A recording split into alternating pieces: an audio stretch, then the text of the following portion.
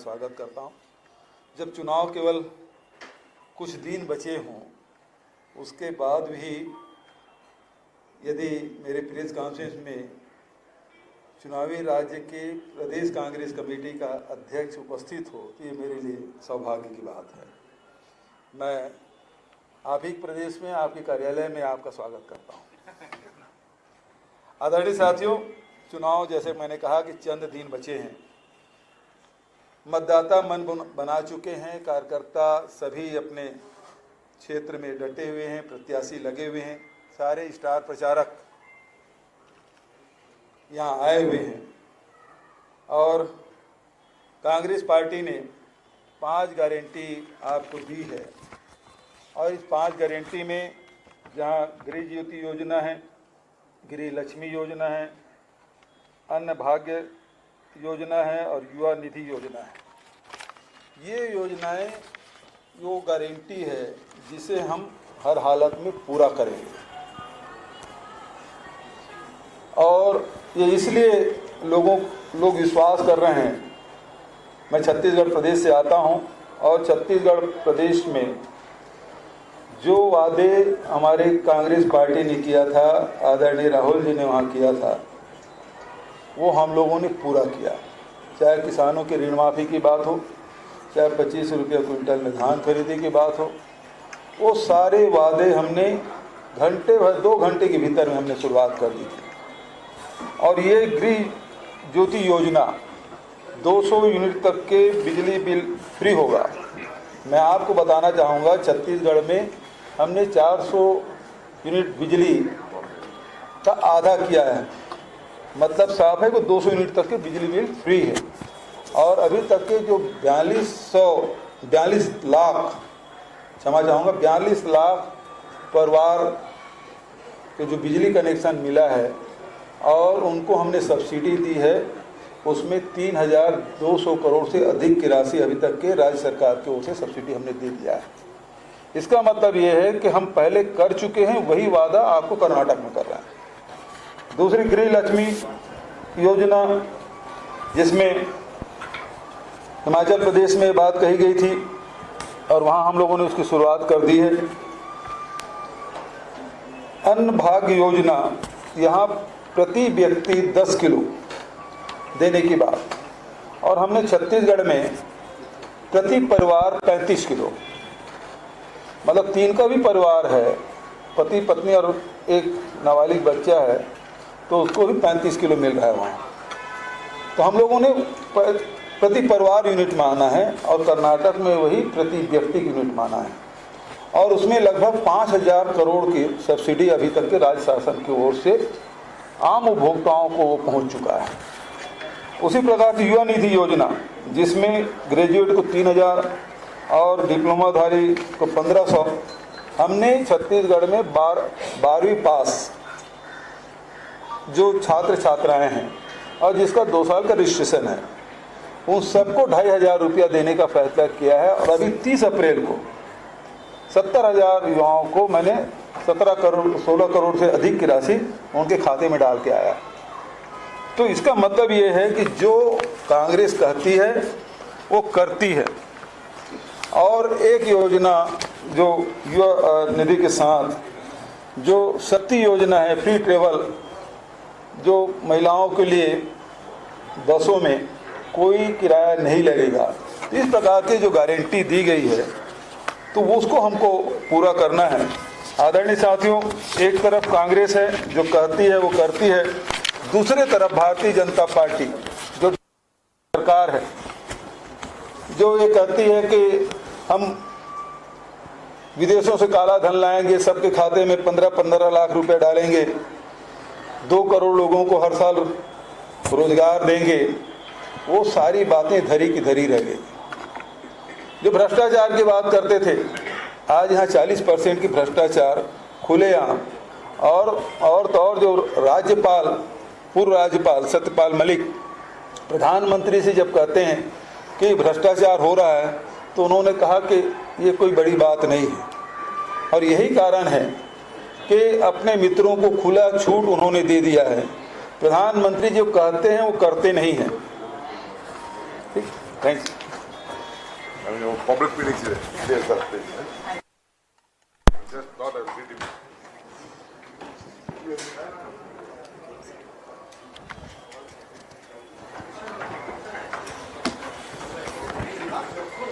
भ्रष्टाचार के मामले में आपने देखा कि किस प्रकार से राहुल जी ने सीधा पूछा कि 20,000 करोड़ अडानी के खाते में कैसे गए। उसकी जांच न सीबीआई कर रही है, न ईडी कर रही, न सेबी कर रही है, न आईटी कर रही है। यहाँ एक विधायक के यहाँ 6 करोड़ रुपए पकड़ा जाता है, लेकिन ईडी यहाँ नहीं है, आईटी यहाँ नहीं है, क्योंकि डबल इंजन की सरकार है। तो भ्रष्टाचार के आकंठ में डूबे हुए ये पार्टी जो भ्रष्टाचार को मुद्दा बना के आई थी और खुद भ्रष्टाचार के आकंठ में डूबे हुए हैं, तो ऐसे जो न खाऊंगा न खाने दूंगा, तो स्थिति ये है, देश नहीं बिकने दूंगा, बहुत सारे उन्होंने नारे लगाए थे। लेकिन आज स्थिति क्या है? कोई ऐसी संस्था नहीं बची है।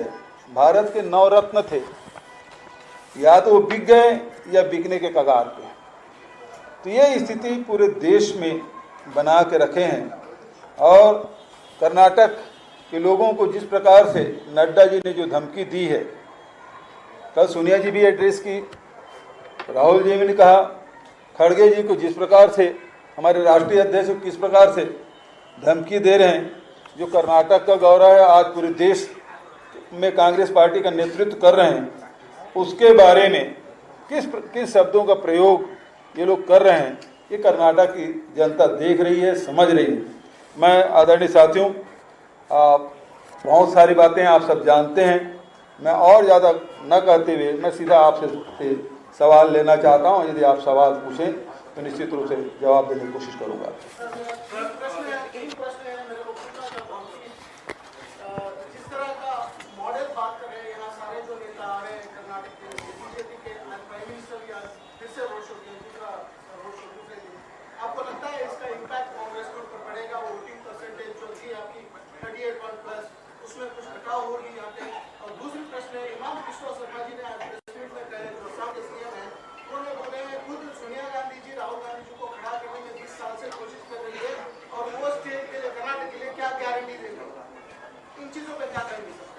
देखिए, प्रधानमंत्री जी प्रचार मंत्री बन गए हैं। आज जिस प्रकार से नॉर्थ ईस्ट जल रहा है, जिस प्रकार से सीमा में हमारे जवान शहीद हो रहे हैं, उनके लिए एक शब्द उनके पास नहीं है। और यहाँ के कर्नाटक में प्रचार कर रहे हैं। प्रचार कर्नाटक के लोगों के हित में क्या करेंगे, इसके बारे में कोई चर्चा नहीं। चर्चा केवल अपने बारे में, अपना प्रचार कर रहे हैं और उस आधार पर वोट मांग रहे हैं। हेमंत बिस्व शर्मा जवाब देने लायक व्यक्ति नहीं है। जो सत्ता के लिए दल बदले और बार बार झूठ बोले, ऐसे व्यक्ति के बारे में मैं समझता हूं बोल के मैं अपनी जुबान खराब नहीं करूंगा। सर, मेरा सवाल आपसे ये है कि छत्तीसगढ़ मॉडल को लेकर आप हिमाचल प्रदेश में गए, आपको वहाँ पे जीत ली। अब वही मॉडल लेके आप कर्नाटक के भीतर आए हैं, आप डेवलपमेंट की बात कर रहे हैं, आप गारंटी की बात कर रहे हैं, लेकिन वो बजरंगबली की बात कर रहे हैं, वो टीपू सुल्तान की बात कर रहे हैं। वो ये कह रहे हैं कि कांग्रेस आतंकवादियों का साथ देती है। क्या प्रतिक्रिया आपकी? देखिए, छत्तीसगढ़ हो या हिमाचल प्रदेश हो, ये मॉडल कांग्रेस की मॉडल है। ये राहुल जी और खड़गे जी के मॉडल है, सोनिया जी के मॉडल है। और वहाँ भी अलका लामा जी वहाँ भी थी। पूरा हम लोगों ने जो छत्तीसगढ़ में जो कांग्रेस की सरकार ने जो कुछ किया उसको हमने बताया। और प्रधानमंत्री जी, नड्डा जी का गृह जिला, अनुराग ठाकुर का गृह प्रदेश, और उसके बाद मुँह की उन्होंने खाई। देवभूमि में कांग्रेस पार्टी का कब्जा हुआ। और अभी नगर निगम के चुनाव हुए शिमला में, उसमें भी कांग्रेस। और जहाँ तक कि बजरंगबली की बात है, बजरंगबली हम सबके हैं, सबके आराध्य देव। और खासकर कर्नाटक के तो यहीं आंजनेय पर्वत भी है यहाँ, और हम सबके आराध्य हैं। जितने मंदिर हनुमान जी के हैं, मैं नहीं समझता किसी और देवी देवता की मिलेंगे जितने हनुमान जी के। दूसरी बात यह है कि मैं अपने छत्तीसगढ़ की बात करूं तो छत्तीसगढ़ में जैसे ये भगवान हनुमान के जन्मस्थली है, वैसे माता कौशल्या की जन्मस्थली हमारे छत्तीसगढ़ है। कौशल्या माता के मंदिर भी हमने जीर्णोद्धार किया, सौंदर्यीकरण किया, और वनवास के समय में भगवान राम, माता जानकी, लखन लाल जी सबसे ज़्यादा समय हमारे छत्तीसगढ़ में बिताया। तो 2200 किलोमीटर लंबा हमारे राम वनगमन पर्यटन परिपथ बना रहे हैं, और 3 जगह भगवान राम की मूर्ति भी स्थापित हम लोग कर दिए।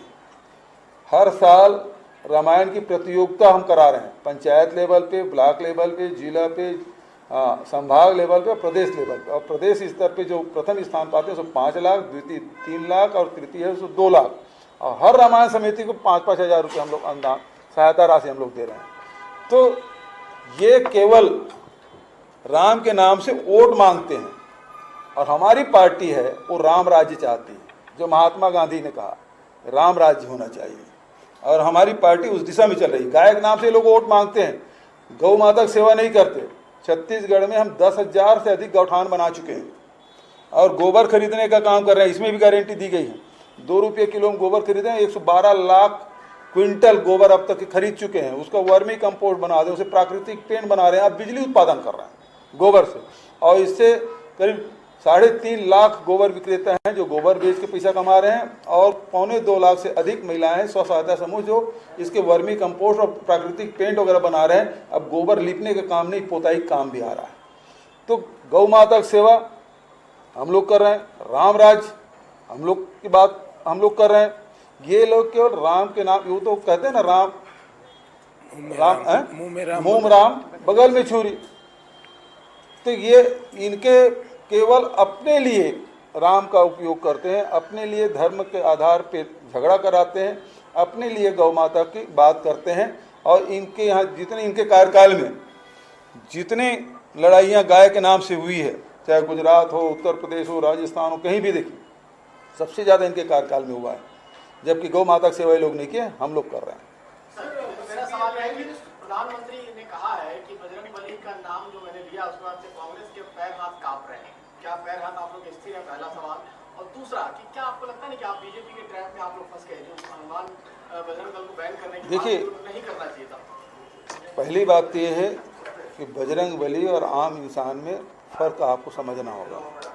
बजरंगबली जैसे कोई नहीं हो सकता, उससे बड़ा ज्ञानी, उससे बड़ा ध्यानी, उससे बड़ा भक्त, उससे बड़ा बलशाली ऐसा कोई आपको चरित्र पूरे, चाहे रामायण हो, महाभारत हो, चाहे किसी में। और भगवान हनुमान जी हैं जो आपको त्रेता में भी दिखाई देते हैं, द्वापर में भी दिखाई देते हैं। आप उसकी तुलना बजरंग दल के किसी सदस्य से कैसे कर सकते हैं? और उसके बारे में गौरव वल्लभ जी हमारे प्रवक्तागण बहुत कुछ बोल चुके हैं। तो तुलना उनसे नहीं होना चाहिए, बजरंगबली से तुलना तो किसी से हो ही नहीं सकती। और बात कही गई है बजरंग दल की, तो आप कितना प्रधानमंत्री हो कि कितना झूठ बोलेंगे आप? और कभी जो चीज़ पाकिस्तान में है उसको आप बिहार का बता देते हैं। कभी आप गोरखपुर जाते हैं तो गोरखनाथ जी और कबीर जी और गुरु नानक देव को एक साथ बिठा देते हैं, जबकि तीनों का समय अलग अलग है।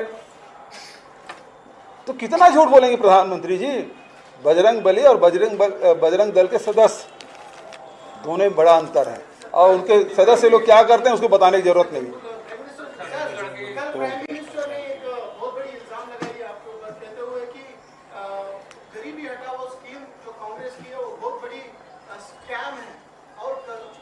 कौन बोला?